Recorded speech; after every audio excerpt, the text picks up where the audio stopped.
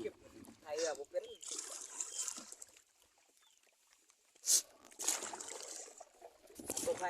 นี่เนาะภาพบรรยากาศเขื่อนหอยลำพันธ์หอยล่หอยลำพันธ์ไงำลำพัน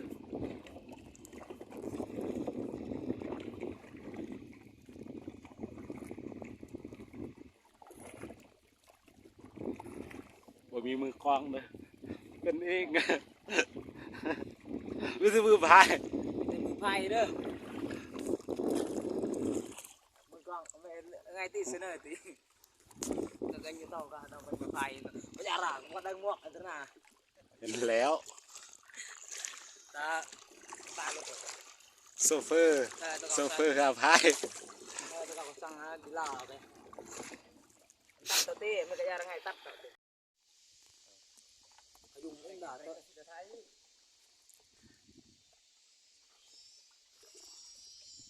มุ้งมาตัดผมจะ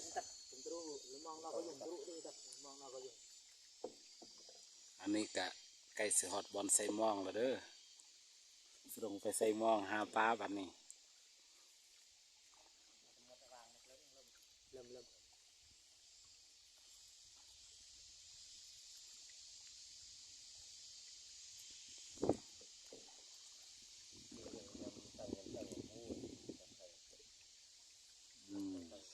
ได้เปยมองไม่ลำกระดูกันมองนอกก็ยุ่งดูกัดไปดูอย่างแต่เบอร์นี้ไปอย่างก็ยุ่งมองนอกเลยก็ยุ่งบาร์ด่างอะไรก็ยุ่งเบอร์จะรู้เบอร์อะไรกันเราที่เต่าลำเราหยอกไปกงเต่าหยอกมาตัดไปดูหรือมันไปดูวางน้องตัดน้องเราใส่เต่าเมื่อวางน้อยหยอกไปเต่าเรากินต้องมองเต่าหยอกดำเรือลำไปกงเต่าแล้วมันลำหยอกดูจับก่อนโอเคตอนนี้กันยางจนหอดหัวปลาควายแล้วยังมาทันได้ปลาเด้อเมื่อยแห้ง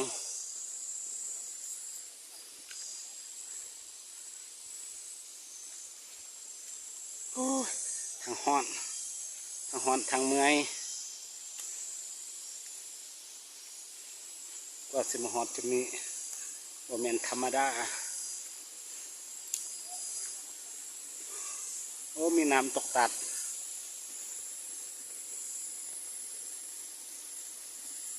มาสม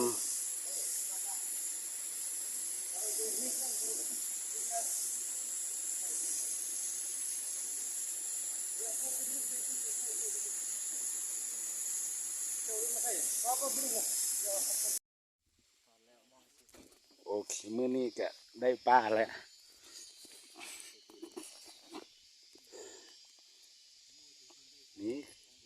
นี่ปลาถึกมองเนาะพี่น้องอย่าไปกันไปพวกไม่เท่าดังไอ้ตัวน้องจะชิวตัดกูติกูมอง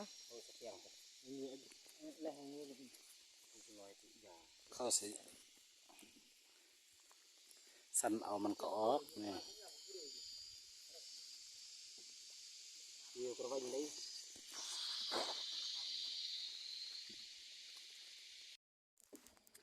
โอเคมื้อนี้ก็เท่ากับกลับแล้วบัดนี้กลับแล้วไฟเรือบุเป็นเนี่ยไปเวียนมาฮอตโมงกลับแล้วเด้อแต่ว่าปลาน้องทันได้สักได้บางหนึ่งวันใดเลยได้ปลาแต่ว่าไรได้ประมาณ10 ปลายโต้นี่แหละมีลำดังดิ่งไหมนี่ก็คือ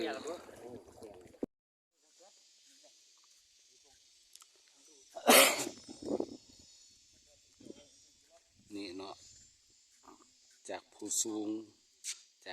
อยู่จากที่สูงเนาะที่เขากันน้ำไม่ได้ตลกครับพี่น้อง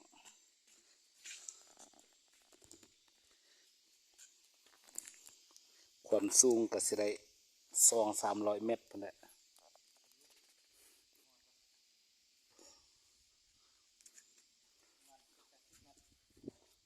อดนะ2-3 รอบ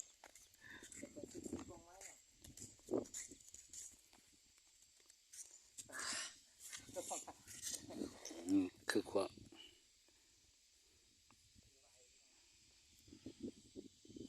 นี่คือทางระบายน้ำเวลาน้ำเต็มแล้วก็เขาจะระบายทางนี้แล้วบ่ให้น้ำมันล้นเนาะนี่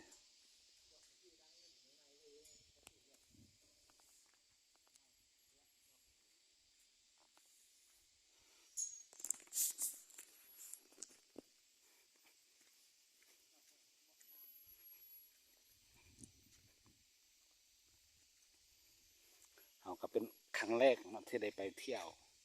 ก็บ่เคยไปเที่ยวจักเทื่ออันนี้คือครั้งแรกเลย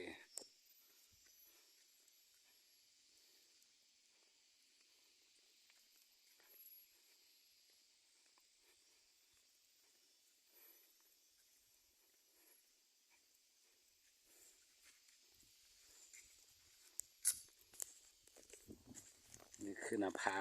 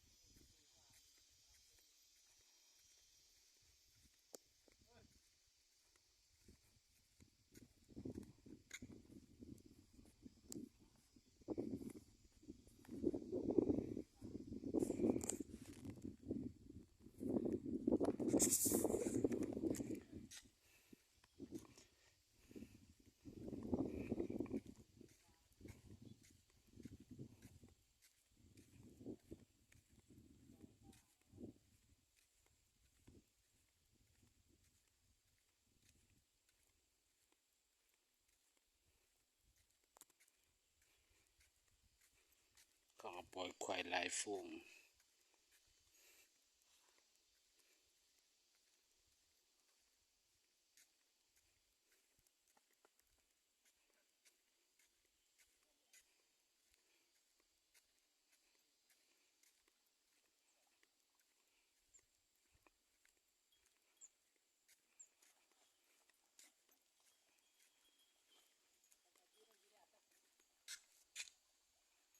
ฮอดแต่บ่แจ้ง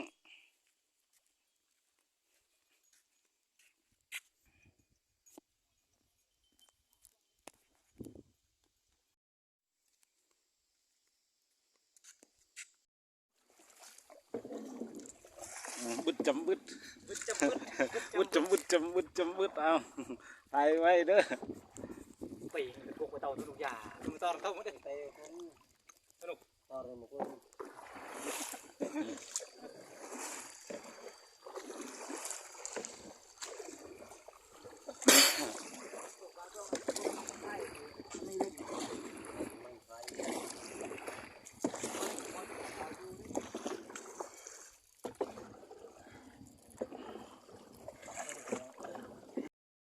วันนี้เขาก็สิกลับแล้วเนาะ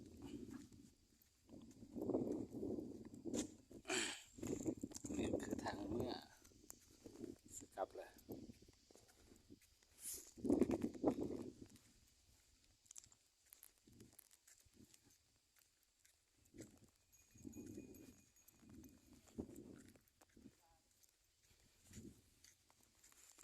บายบายพอกันไหมในมือหน้า